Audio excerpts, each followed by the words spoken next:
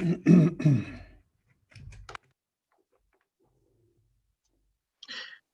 right, Coach, I think we're ready. Are you ready for us? Yeah, fire away. All right, we'll start first with Vahe Gregorian. Go ahead, Vahe. Good morning, Andy. All right, Vahe. Hey, I just thinking back a little bit to what Steve Spagnuolo has been able to do for you, and I know it seems like a little while ago now, but can you just remind us what it was, or share what it was that made you really think of him at that point, and the attributes that he was going to bring to you? Yeah, well, I've known Steve forever, and he's been a phenomenal coach in this league. So whether it was defensively or the head coaching stint that he had. So I think the world of him as a person, but likewise, I respect him like crazy as a coach. So it was really a no-brainer at that point to bring him in. We'll go next to Nancy Armour. Go ahead, Nancy. Morning, Andy. Hi, Nancy. You've talked a lot about Patrick and how impressed you've been with his maturity. And I'm wondering, if you could kind of forecast and look out, 15, 20 years, what kind of influence he can have, not just on the NFL, but overall, given what he's already doing in terms of social justice, investing in the Kansas City community. Could you see him reaching a level like LeBron in terms of just influence and impact overall? Yeah, no, absolutely. I think he's got a way about him where he understands people, and they are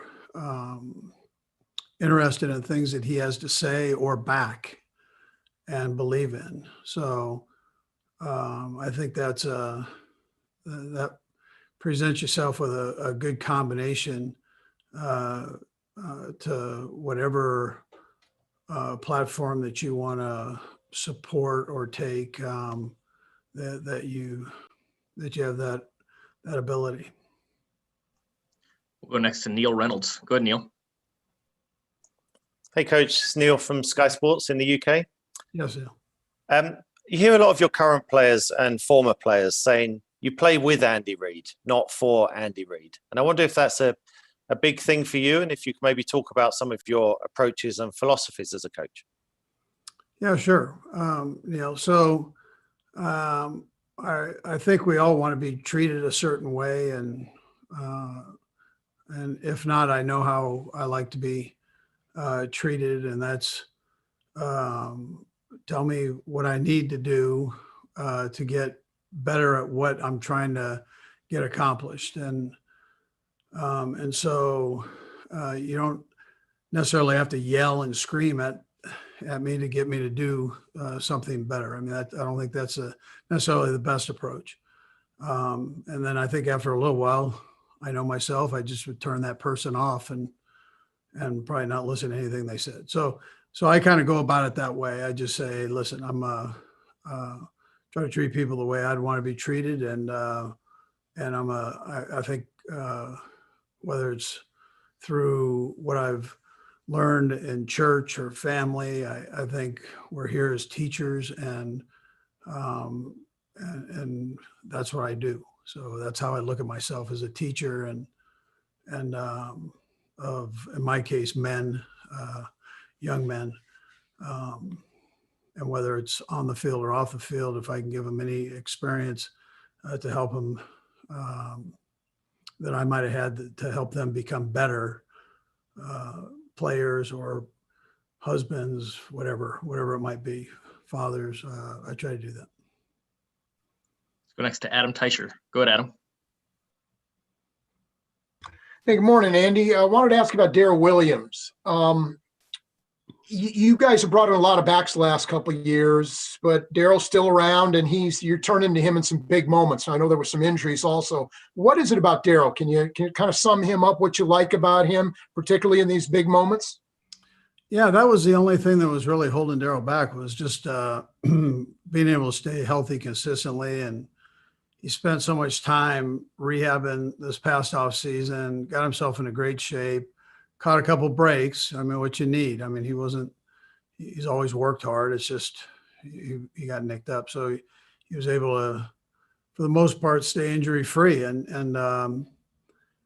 he put together this season. And it's not over yet. He's got one more game left here, but he sure has had a good season to this point. And I would tell you, Adam, that he's really a smart football player. So we're seeing it, you see him produce on the field, but we all have confidence in him, whether it's third down blitz protection, whether it's blocking for another back, or you've seen him block for Tyreek at times, whether it's out catching a pass. He just has a real feel for it, and very instinctive, and likewise very smart. We'll go next to Diana Rossini. Go, Diana.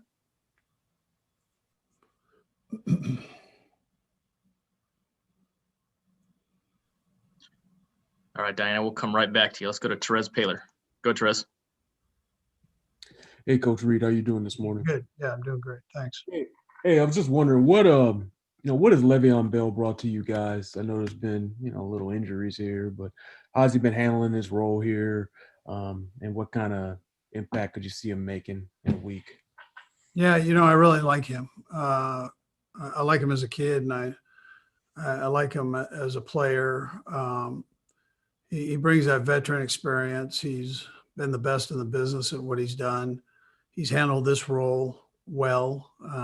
He loves to play. And he got a little bit nicked up. He's working through that. And, he gave us, a few good games in there where we really needed him. And I go back to the New Orleans game and kind of putting the icing on the cake there with his run and so on. So there have been some real good production from him at important times during our season. We'll go next to John Kirk with the Toronto Sun. Go ahead, John. Hey, Andy. Okay. The last 10 Super Bowl winning head coaches have been ages 65, 50, 62, 62, 54, 64, 50, 66, and 65s. And this year will be either 66 or 68, other than the jokes about not being spring chickens. But doesn't that speak to the fact that to succeed in the NFL as a head coach, you've really got to adapt with the times, because football changes as far as schematically more than probably every other sport. Every year, you've really got to be on top of that type of and have that mindset. I was just wondering if you could speak to that. Yeah, well, I'm not quite 66 yet, but I appreciate you advancing me just a little bit. I'm still part of the Geritol crew, though, and we are a little bit older, and there is experience that comes with that, and I guess they say wisdom with age comes, that comes with it. But there are a lot of good young football coaches out there, and that I look forward to seeing continue to grow in this business. I mean, we're lucky to have them in the National Football League, and by chance, we're a few of the older guys have gotten to this point, and I'd probably attribute that to good players and then a little bit of experience there. And in my case, I'm fortunate to have a heck of a staff, that I've been able to accumulate here and gather for the last couple of years. So it's we've been very productive that way. We'll go next to Sam Mellinger. Go ahead, Sam. Hey, Andy. How you doing? Good, Sam. Thanks. I wanted to ask you about your offensive coordinator.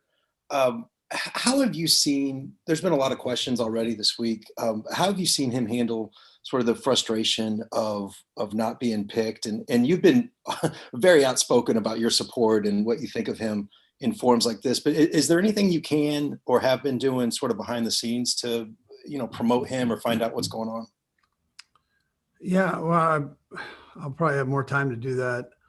The find out part later here. So once we get through this game, but I did have an opportunity to talk to a lot of the either owners or general managers that worked to interview them, presidents, so on. So um, I'll be curious to hear their comments about how he did, or whatever. Why he wasn't picked. But Eric Bieniemy works his tail off, and he is relentless in studying the game. He's relentless and in studying what would be his plan as a head football coach. This guy doesn't miss a beat, and he was that way as a player. He's been that way as a coach, whether it was coaching the running backs or now working the offense as a whole as a coordinator. So I don't understand everything. I'm not an owner. I don't sit in those meetings to interview head coaches, but I would just tell you that whoever gets him, whenever they get him, will be very, very lucky. We'll go next to Brooke Pryor. Go ahead, Brooke. Hey, Andy. Good to see you. You and Bruce Arians have both assembled fairly diverse staffs, and his includes 2 women. I'm wondering, with the women on his staff and the women on staffs across the league, could you envision a time in the future where there are women on every staff? And have you come across any women you would consider adding at coaching clinics or just in things across the league? Yeah, listen, Brooke, I keep an open mind on all that. I had a mother that was a physician at a time when that was not very common. So, I mean, she was in that man's world, as you'd say, and working it every day for 30, 40 years, whatever it was that she worked. And so I saw her accomplishments, lived them. And yeah, I mean, I think it's open forum. We have women in our training room, and that do a phenomenal job. And so I'm always open to anything that makes you better. Yeah. Let's try to go back to Diana Rossini. Go ahead, Diana. All right, I think we can do it. Good morning. Hi, Diana. Andy, I got 2 quick ones for you. You mentioned, yeah, I got you. You mentioned that, you are a teacher of men. And when I hear the word teacher, it just reminds me of, my days in school. And the best teachers I had were always really hard on me and pushed. Have you ever had to have a difficult conversation with Patrick Mahomes to push him more? What's perhaps maybe the hardest you've ever had to coach him? Yeah. So listen, what I do is I communicate. And I think if you tell the person the truth, whether it's a positive with their personality or play, or a negative with their personality or play, I think you keep that open in an open forum. It's no different than how you'd raise a child or a marriage or any relationship with another human being. I think communication becomes important. Once you stop that, now you get into the whole philosophical things of do I have to scream and holler? Does that to get across to this whatever that next step is. But I think if you just keep it open and real, I think that's the best way to roll with it. That's how I feel. And so that's how I've been with Patrick. So I never have to, I know he wants to be great, just like these guys. I'm in a business where these guys want to be the best. That's what they want to do. They don't want to be embarrassed. They don't want to embarrass themselves or family. They don't want to do that. That's just not what they want to do. And then they want, the thing I found with great players, they want you to give them one more thing so they can even be greater. And that's the way I approach it. Right or wrong, that's how I approach it. Coach, we appreciate the time. Thank you for joining us. Okay, take care.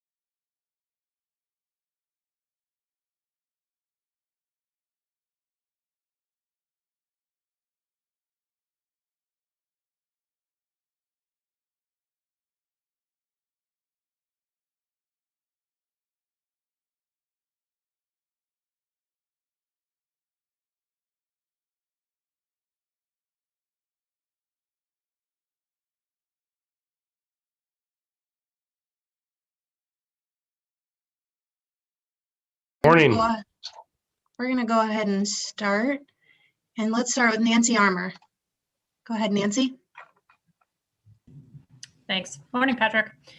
I know you were asked a little bit yesterday about your work in the community, speaking out on social justice, and I'm just curious, are there any current athletes that you have modeled yourself after in terms of that? LeBron is often held up as the example of somebody who's got an impact both on and off the field in business, community work.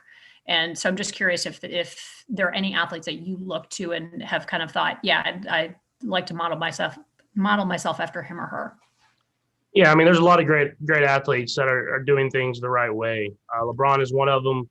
He's someone that I can talk to and get advice from. But there's others. I mean, there's a ton of people that are using their voice to make a difference in this world. And I try to take from them and then kind of use my own voice and my own way to make an impact in my community.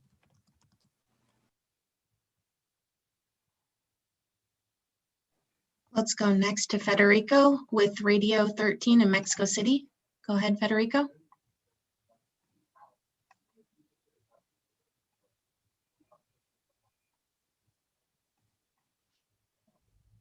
You got us? Oh, thanks. Sorry. Hello, Pat. Good morning. Congratulations to being here in the Super Bowl 55. Greetings from Mexico City. You know, the defense from the Tampa Bay Buccaneers has improved from week 12.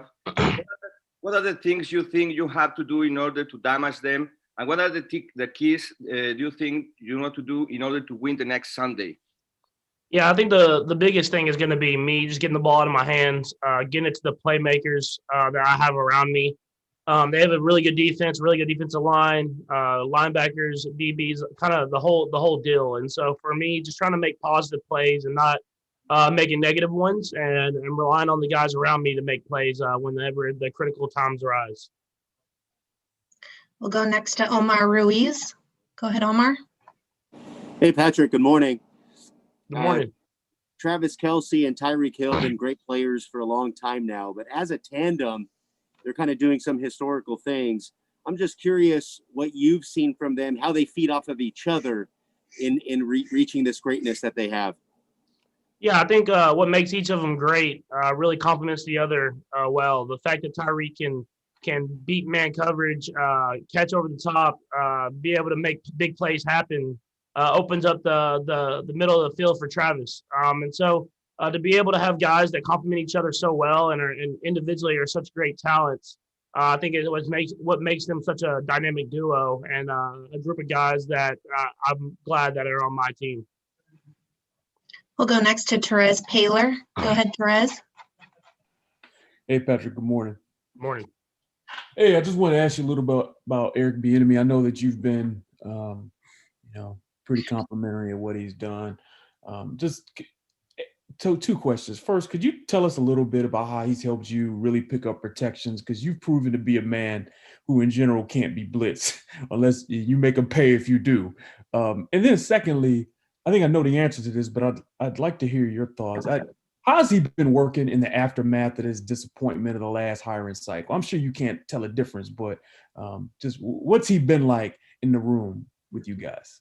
Yeah, first, I mean, protections wise, I mean, he's the best of that as they come. I mean, the fact that he gives me every single tool that is needed so that I know exactly what to do, even if I get an unscouted unscouted blitz, helps me go out there and be comfortable in the pocket and be able to get us to the right play and the right read. That comes straight from him and his film study and his studying of the opponent's defense. And then, honestly, I mean, there's been no difference. I think a big thing with him and what feeds into this team, especially during a year like this year, is he always preaches control what you can control, and that's your attitude, your work ethic every single day. And that's how he's been. I mean, obviously, he's disappointed he didn't get the opportunity to become a head coach after this season. But he knows that all he can do is make himself and this team better every single day. And he comes to that mindset every single day, and it helps us be the best team that we can possibly be. Okay, we'll go next to Soren Petro. Go ahead, Soren. Patrick, one of the things that's been said down in Tampa, a lot of the old Bucks from when their last Super Bowl run was, they point back to an NFC Championship game where they took the Rams team, the greatest show on turf, and held them down score-wise. They lost that game, but the next year they came back and won the Super Bowl. And they talked about what we did was we hit them in the mouth. We knocked them around, and that's what this Bucks team has to do. That sounds easy, but when that's the mindset, what is it you guys do to try to neutralize that? If you know that the idea is, hey, we got to come rough up the receivers, we got to jam them. What is it you guys do to counterbalance that? Yeah, I mean, I think that was more of our team. Maybe we might not have been able to handle that with our team maybe in 2018, but we've been through those adversity and we've been through those battles. And if you watch our team, it's not just a fast flying show. We have a lot of physical guys on this team as well. And so we're ready for every single type of game that can be. If it's a physical game, we're ready for that. If it's a fast-paced game, we're ready for that. So we'll be ready to go. The guys are ready to play. Let's go next to Mark Topkin. Go ahead, Mark. Hey, Patrick, you're talking about Kelsey. You've been with him in social. I can't hear you. It's a little. Got it low. now? Yeah, there it is. Now? Okay.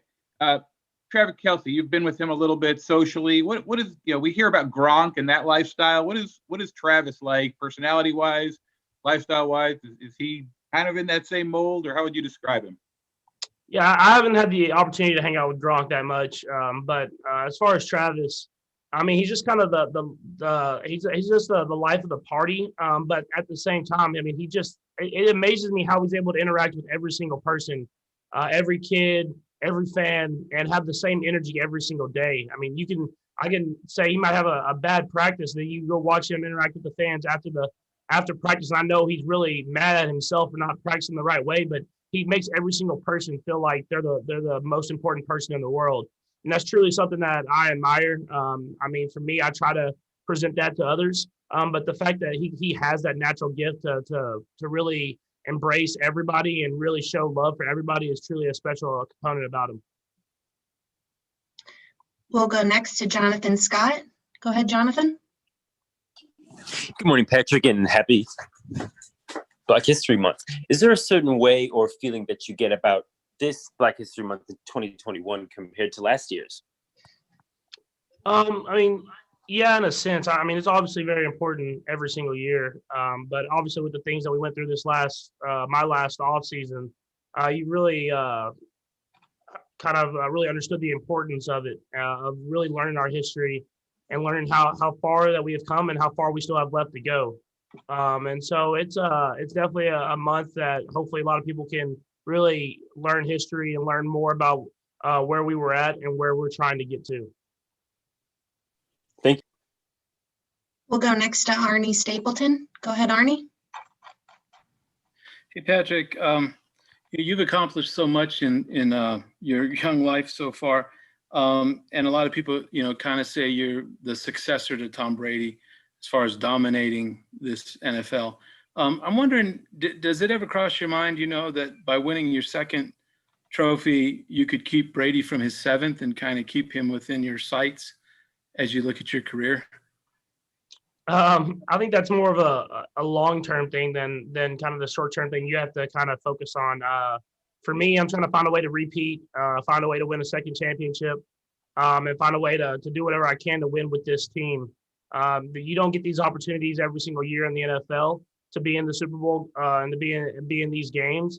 And so you don't want to look back and have regrets about how you played and how you went about the week of preparing to go out there and play your best football. And then once the end of your career is done, then you can look at those things and see kind of where those moments were in your career where you could have had something or that you executed and you did go out there and get and achieve your dreams. We'll go next to Doug Farrar. Go ahead, Doug. Hey, Patrick, thanks for doing this. You guys have become so evolved in your short passing game, creating explosive plays through RPOs and screens and all that. When you came to Kansas City and you and Andy and Eric and you all got together, how did that develop? And especially, it seems like in the second half of this season, you really, Tyreek, obviously, but just kind of go into the short, short passing game and how you create explosive plays out of that. And it's not just a bunch of deep passes. Yeah, I mean, as far as the RPOs and those things go, they were already doing the offense was already doing that when I got here with Alex, and I really got to learn not just about like why we can throw the ball, we can run the ball, but why we're doing that. I mean, who we're reading, what kind of coverages affects what RPOs we can run, and then we added to that, and we found different ways to execute against every single defense that we faced, and then throughout the beginning of this year, we faced so many deep coverages where teams we're taking away all our deep throws. I had to learn when to just take what's underneath, and that's something where I've kind of grown and matured. Is we'll call deep plays still all the time, but if defenses are going to play that deep, even though I want to in my heart of hearts to throwing it and downfield and making those big plays, I'll take the underneath stuff and find ways to move the ball down the field that way. We'll go next to Aaron Ladd. Go ahead, Aaron. Patrick, good morning. I'm curious how the toe is feeling. I know it was black and blue after the Cleveland game. How are you dealing with that ahead of the Super Bowl? Yeah, I mean, it feels a lot better. I mean, having these 2 weeks to let it rest and heal up, especially being almost 3 weeks away from over 3 weeks away from the injury itself. And if you look at those type of injuries, that kind of gives you the normal timeline. So definitely every single day that I get to rest it makes it even better. But it's pretty close to 100%. I'm sure by game day it will be. And then I saw 390 completions on the year. How many Zoom calls do you think you had this year too? The more than I'll probably ever have in my lifetime after this. I mean, it seems like I'm on a Zoom or a WebEx or whatever type of call every single day. If not with y'all, with us in our virtual meetings. Appreciate it. Okay, we'll go next to Harold Coons. Go ahead, Harold. Hey, Patrick, good morning. Andy Reid just mentioned something about you when he was asked about what the impact you can have on the world. And he says he said about you that you understand people and they're interested in the things that you have to say and believe in. And that's good for the platform you have.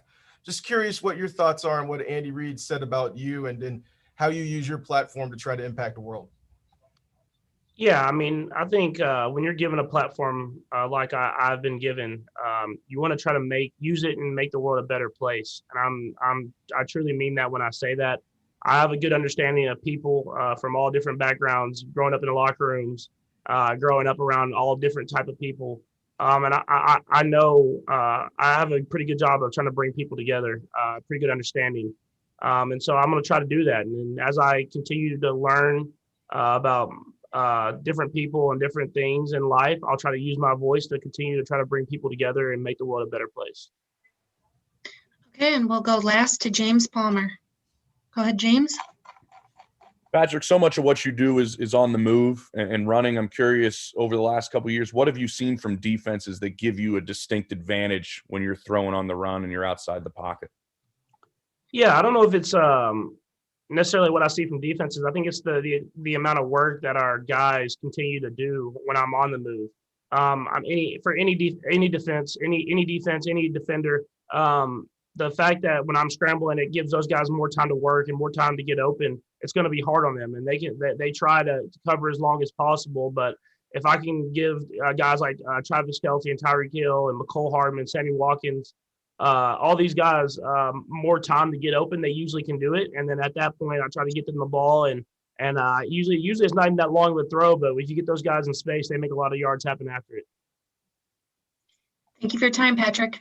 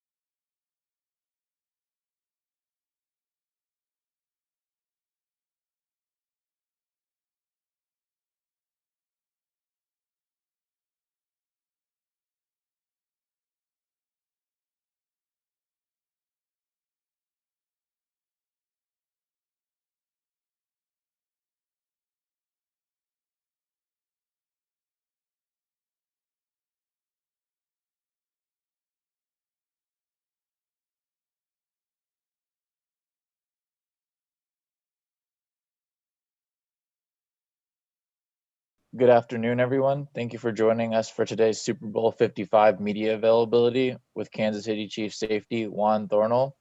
As a reminder to media, please use the raise your hand function in order to ask a question. And in addition, in your username, please include your media affiliation. With that being said, we'll start with our first question from Lynn Jennings of KMBC, Kansas City. Hey, good morning, Juan. Good morning. I just wanted to talk about, because obviously there was so much disappointment not being able to play in last year's Super Bowl, and it's so hard for teams to get back to the Super Bowl.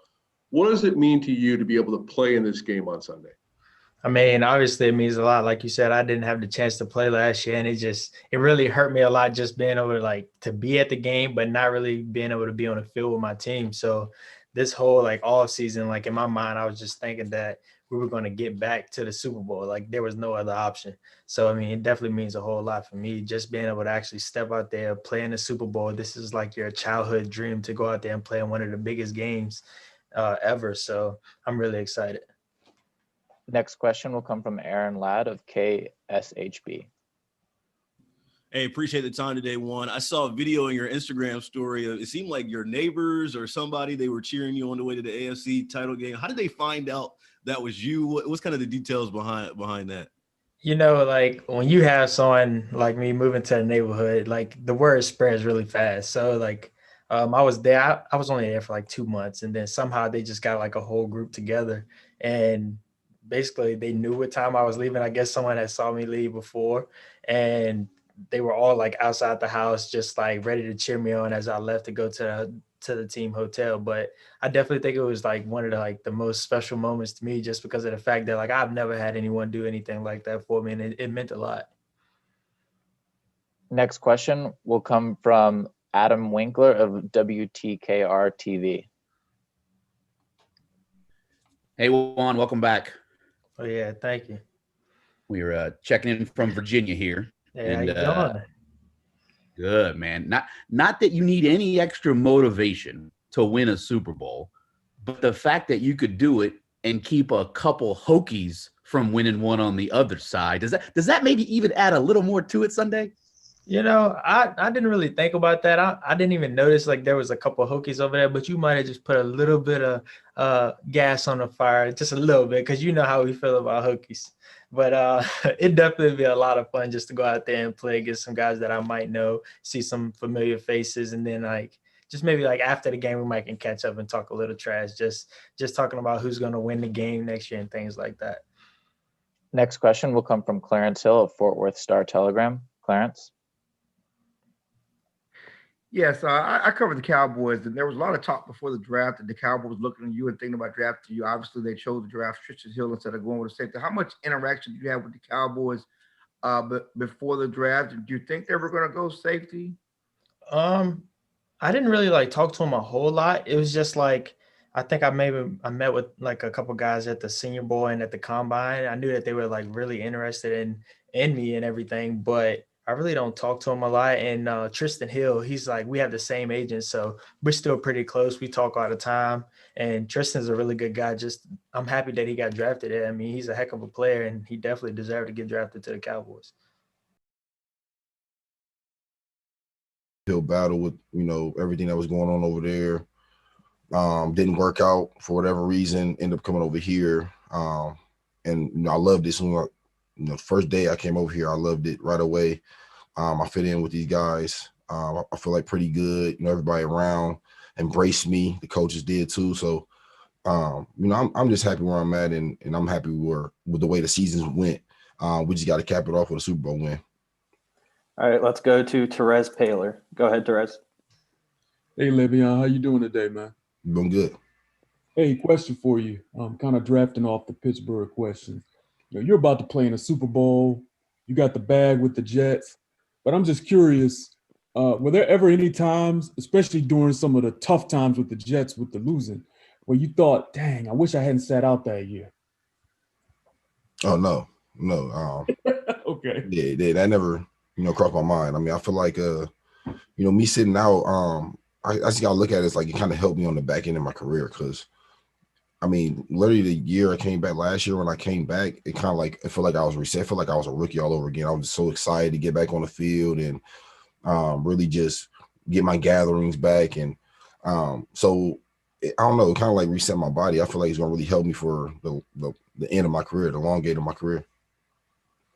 All right. Next, we're going to go to Fernando Ramirez. Go ahead, Fernando. Hi, Le'Veon. Sorry. Oh. Hello? Go ahead. Oh. Hi, Le'Veon. What does this mean to you to go from your years in Pittsburgh to then the Jets and now be one step away from your first Super Bowl victory? I mean, it's, everything in the world. Ever since I've been playing this game since the age of 4.5, this has been the reason why you play it. I've watched every Super Bowl. And, ever since I was a little kid, since I can remember, always envisioning that I would be in the game. So now that I'm, 8 years into the league, and I finally got here, it's like a dream come true. And I obviously just want to finish the job. I know how long I've been playing this game, and it's tough to get opportunity even playing this game. So I got to leave it all on the field and bring it all. Next, we're going to go to Angel Wells. Go ahead, Angel. Good morning, Le'Veon.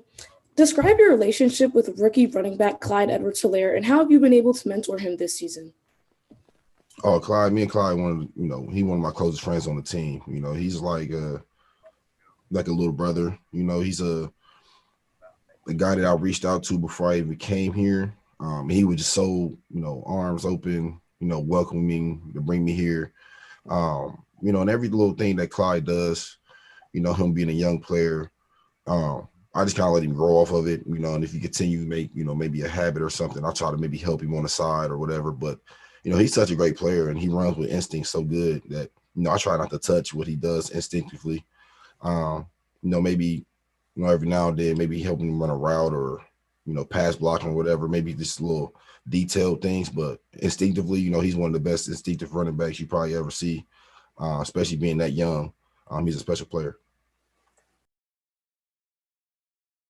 Motivate you? Sure. No, I need no extra motivation. This is a Super Bowl. I don't care at all. This doesn't matter if this is just a week 1 game or the Super Bowl. It doesn't matter. Like, I don't need any extra motivation to do anything. I'm going out there to do my job the best of my abilities.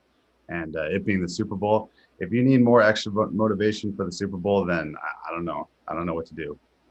Do you agree that this game is going to come down to your unit? I think that's definitely going to be part of it. We're not the only guys on the field, but Fish always says it every week that our goal as offensive linemen is go out and do our jobs so that people around us can do their job. So it's a very important group out there. So we've been working really hard and busting our tail all year for this moment, and we're finally here. So we're just super excited for this game. We'll take the next question from Harold Kuntz at Fox 4. Hey, Mike, Andy Reid described you as a guy who's red-bearded and breaks out his sword. Do you kind of like that description? Yeah, I think that's a good description. Yeah, I like that. I try to I think every day I just try to bring the energy as best I can. And on the field, I'm yelling, screaming, doing whatever I can to try to pump my team up and get everyone flying around, having fun out there. And, that's another thing. It's just having fun out there. It's a lot of stress. It's a big job and a lot of people counting on us, but I think it's very important to go out there and have fun. And that's what I try to do every day. We'll take the next question from Andrew Kaufman from KMIZ TV. Hey, how's it going? I'm with a TV station in Columbia, Missouri. So I'm curious what your thoughts are on Yasir Durant's first season with you guys at the offense. Yeah, no, Yasir's a heck of a player. I mean, that guy is enormous. That was kind of my first impression of this guy. This is a big boy for sure. And he has definitely developed into a much better player than he was when he got here. And I'm really looking forward to seeing how his career develops throughout the years. But I think that he's made some very big strides this year. He got some playing time. And I think that it's incredibly difficult to come in undrafted rookie and to make the team and then to get some playing time. That's a huge feat that he has accomplished. And I love him as a teammate. He's a great dude, great locker room guy, and he brings it every day during practice. And feel very fortunate to have him as a teammate. Take the next question from Anthony Curti from ESPN Brazil. Hi, Mike. Congratulations on being Super Bowl again. Thank you very much. Tampa is blitzing around 40% this year, so I was wondering about the preparation on this game, as blocking is as mental as it's physical sometimes. What adjustments are necessary by an offensive lineman when facing an aggressive defensive team on blitzes like Tampa? Yeah.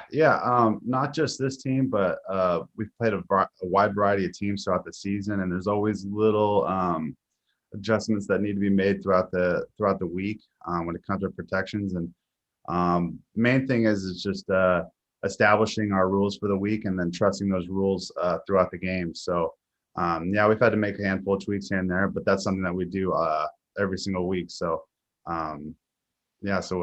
we just have been watching them on film and trying to get an idea of what to expect. And I think the coaches have done a great job of coming up with a great game plan.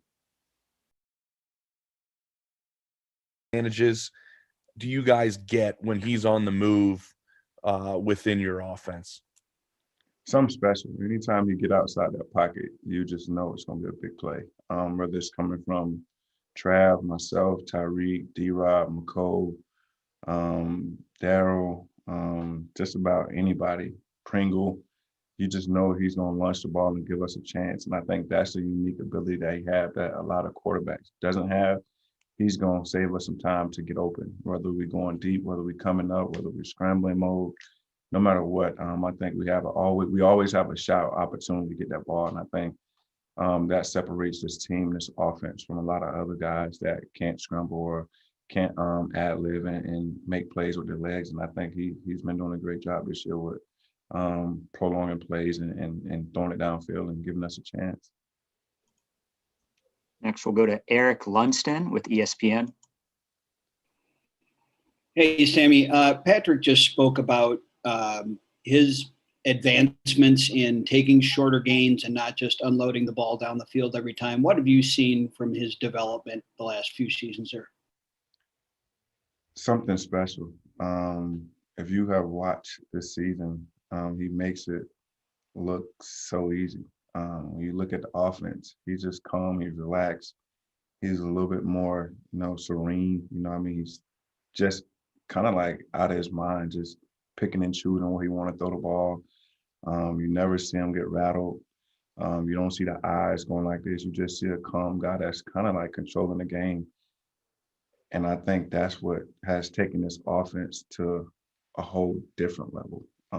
Guys line up and think, oh, Coach Reid and the offensive guys just want to go deep, and they have all these gadget guys and all this craziness. But we have a group of guys that play the game the right way, whether we going deep, whether we running the ball, whether we going short, whether we taking 16 plays, 18 plays to score, whether we taking 3 or 4 plays to score. I think we have an offense that understands now if we just do the little things right, we can't be stopped. And I think, this whole season without me, they've been doing the right thing. And, if you look at Pat's games, he just been taking what the defense giving him, dunking it down. Oh, you want to come up? Let's go deep. And I honestly love it because you don't have to scrum as much. I don't have to be like, hey, don't scrum and get hit so much. And he's been doing a great job. Their tight end has come on. What steps do you guys take to kind of limit that, which has become a strength for them going into this game on Sunday? Yeah, I think it's being aware, having an awareness of what they're trying to do and how they'd like to,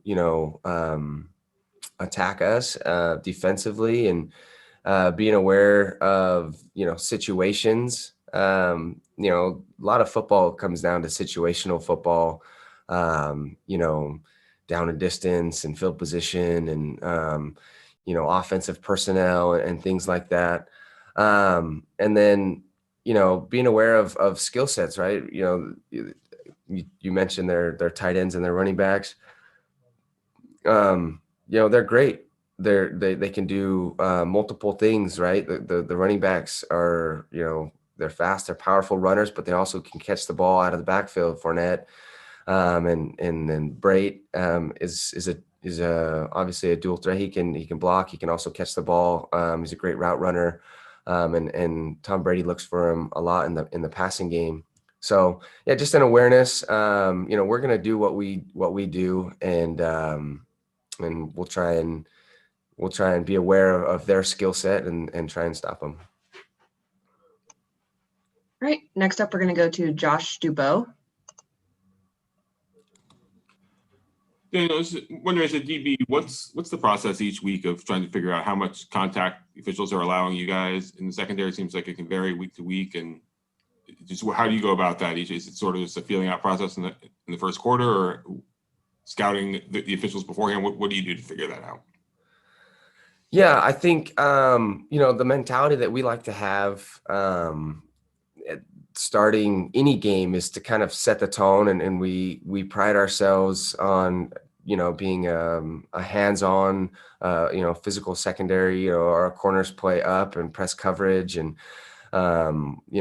same thing, safeties and things like that are in man coverage and things like that, where they can put hands on the tight ends and different things. And yeah, it's just kind of you do your technique, the technique that we practice and we work on all year long. I mean, it doesn't necessarily change week to week. And you let the officials do their job and do their part. And, you try and play with good hands and good eyes and not get your feet beat, and play in front of the man. And you let the officials take care of the rest. All right, next up, we're going to go to Grafico Sports. Hi, Dan. When it comes to tackling, what is your mindset, to hit really hard to whoever carries the ball? My second question would be, could you describe your experience when you played the Chargers in Mexico City, and what did it mean to you to do that last interception, to seal the game? Yeah. So as far as tackling goes, our coaches do a great job of trying to teach and educate proper techniques of how to tackle, how to approach a tackle. And one thing that we preach all the time is kill the engine. And the engine is the legs of the ball carrier. If you can wrap up or tackle the legs of a ball carrier, he obviously won't be able to run. And so, that's kind of the technique that we like to use. If you try and tackle him, higher up, then he can still use his legs to run and break a tackle. And your second question, it was an amazing experience that we had down in Mexico City. I served a mission for the Church of Jesus Christ of Latter-day Saints, a Christian mission. And I learned Spanish in Costa Rica. And so I was, I've had the opportunity to speak Spanish and to learn the language and to love the Latin culture. And so going down to Mexico was a lot of fun for me. I had a really good time. And then to be able to seal the game on an interception against Phillip Rivers, it was a lot of fun. And being down there in Estadio Azteca, in front of the people of Mexico, and to feel the energy and the excitement that there was in the stadium was a really cool and neat experience, something that I'll always remember. Just to help my team win against the Chargers, a divisional opponent that had played a tough game against us. It was a lot of fun. I got a quick follow-up to this, but I've noticed the last couple of years in the playoffs, you have shown a tendency to really elevate your play. Like, you really play well in the playoffs. A, how do you go to that place? And B, do you take pride in your playoff resume here? Yeah, I do. I was saying, it's like people remember football at the end of the year. And during a time like my career, this is my first time really being in the playoffs and really going deep into the playoffs. Where the second time I go around, made it in Washington, lost in the first round. But This the time when you really want to make a name for yourself. People really gonna know you for this whole off season. You want to leave something in their mouth that they're gonna talk good about you. So going into free agency or going to the next year, you know what I'm saying? You coming in with a nice size ego enough to, you know what I'm saying, to be the player that you are. And me being through what I've been through, it allowed me to do just that. I actually want to talk a little bit about that, so I'll need another follow-up here. But I can only imagine that the way the last free agency period played out has motivated you this season. Am I right for thinking that, man? Yeah, for sure. Okay. And also, what is it about Spags' scheme that has allowed you guys to really bring the heat? But the way you marry the pressure with the sticky man coverage is kind of unique. Just like, why is this working so well? Because the Bills' passing game was really potent, but you guys were all over it. I mean, Spags, he do a good job of really knowing what his players are good at. So he know that we're good at press coverage, and then knocks out timing. You know what I'm saying? And if we can send the blitz and the pressure as well to make him throw it just that much faster, maybe our guys can get hands on the ball. You know what I mean? It's really an aggressive defense. Allow us to really be able to make plays. You just gotta hone in on your technique and do what your assignment tell you to do. Okay, next up is Susie Colbert with ESPN. Go ahead, Susie. Hey there. Just on that same thing on Spags, can you give an example, or what have you seen from him on just, will be so key in this game, the in-game adjustments, how he plays off that game plan but makes those key adjustments in-game? Yeah, you know what I'm saying? This is a copycat league. Most teams offense are very similar, and there's a lot of things that they do well are similar to another. So the way our defense designed it starts a lot of things that a lot of teams does. And the way Coach Spag prepare us guys, I mean, it's been a beautiful thing to watch, to see how it all unfold when we put it together. But his coaching methods, who he is as a person, motivate guys and make guys want to play for him. You know what I mean? So we want to go out there and really compete and do well for him. It's different when you get to the league. You have to really, perform under pressure. And I thought I had a good training camp, but even then, it's like you haven't really made kicks in a game. So to get the opportunity to come here to Kansas City, I had the Monday night game where I was able to make some field goals, and that gave me a lot of confidence for the rest of my career to say, I have the ability, I can make kicks under pressure on the biggest stage. Now I just got to be consistent and focus on my routine and doing that from week to week, game to game. So I think after my rookie year, when I had such a good rookie year, I kind of knew the formula that I needed to do for routine and practice and off season to continue that. And I think I have for these last 4 years of my career, and I'm hoping to continue it as a, healthy kicker and just treating every game basically like it's a Super Bowl and focusing on, every kick. We appreciate you. We have a former Jacket that's supposed to be joining us tonight, Joe Hamilton, on our show. So we'll replay this. And as you can see, I'm wearing the antique white, blue, and gold. And we look forward to seeing what you guys are going to do in the Super Bowl. One last question. Now, I heard you talk a lot about the grass. How much do kickers really study the actual grass, the layout of the turf before they go into a particular game?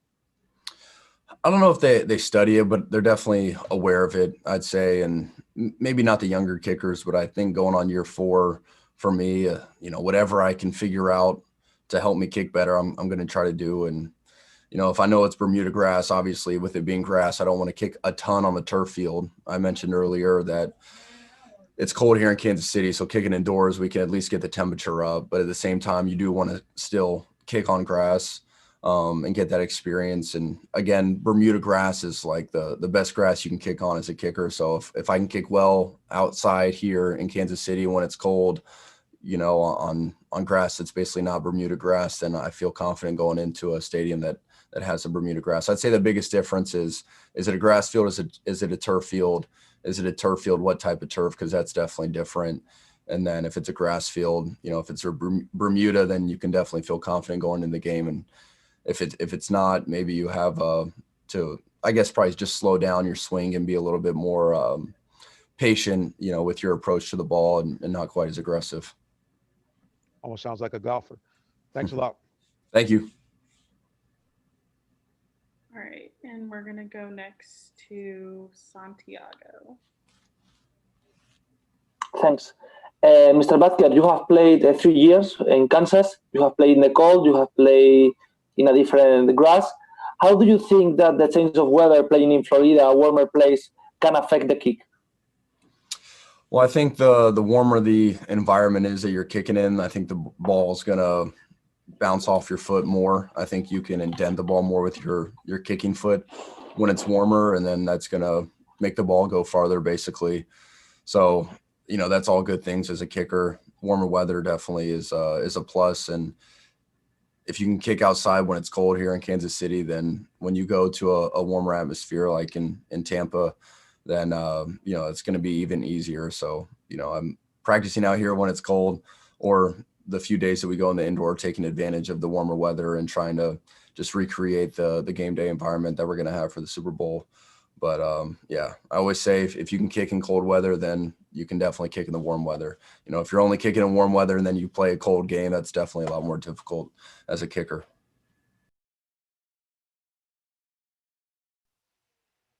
Raise another me and hopefully play football and be in the league and do great things in this world. But definitely love that. But man, I love my girls and they're special, and they help me be a better person, better man, and they keep everything in perspective for me. Next is Eric Wilson from WKII 1070 AM. Hey, Sammy, I appreciate the time, man. Thanks for doing this. No problem. I just wanted to ask you, as a man who's kind of been on several different teams, you started in Buffalo, you went to the Rams, and now you're in Kansas City. It was kind of if you ask me, good, better, best when it came to quarterback now. But for you and Greg, what has he done to help impact, you as a wide receiver and make you better? I think the mental aspect and getting the best out of me. Certain days, all of us have our days where, man, we don't want to do it, or we're just feeling away. He know how to still get the best out of me, and I think that's really critical. Exactly, like fighting through whatever injuries that I've been battling. When he comes to me every day, man, mentally, how you feeling, spiritually, and that shows me that he cares a little bit, and very important to me. I'm a guy that need that love and that tough love also, but just every aspect, running full speed off the ball, being a blocker. I think everything a coach can probably help you with, as far as on the field and off the field. He's been there helping me during this season. Time for just a couple more questions here. Next, we'll go to Len Jennings with KMBC. Hey, Sammy, a couple quick questions. First off, this is back-to-back Super Bowls that you are playing close to home in Fort Myers. Is it a lot different from last year compared to this year? I mean, with the family commitments, and is that better, not worse? What are your thoughts on that? Wait, say that again? I'm sorry, you're playing closer to home. You probably had a lot more family commitments last year in Miami compared to this year with COVID. I just wasn't sure if there was a huge difference that you noticed. Same routine. I just think, with COVID, man, I don't want to put anybody under that situation where they go to the game or be down there, they get sick. So definitely a smaller crowd, definitely being more smart as far as with my kids coming. I don't want too many people around them. So going to have some family there, but not like 30 or 40 people, which is pretty cool. I think they can watch it on TV or watch it at the house and get the same feeling. But I think they're gonna be proud for me either way, whether they're there or not. And our last question will come from Adam Tyker with ESPN.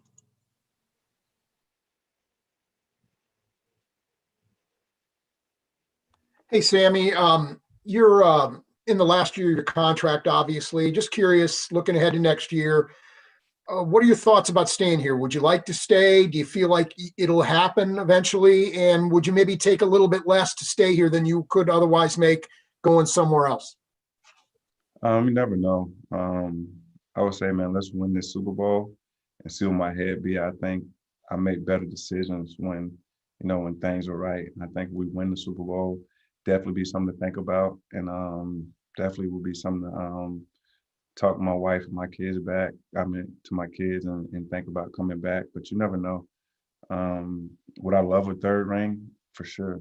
But I think it'll be definitely something to think about as far as my future and what I want to do as far as coming back. I would definitely not put that out, say no about it. Me and my wife have talked many times, and my family, my parents, and be like, hey man, would you come back and win a third one? I'm like, man, yeah, I mean, I don't mind, but I definitely would have to sit there and think about it and go over with my kids and see what my future holds. That's all the time we've got today. So that'll conclude today's media availability session with Kansas City Chiefs wide receiver Sammy Watkins. Sammy, we appreciate the time. Yeah, thank you. Appreciate it.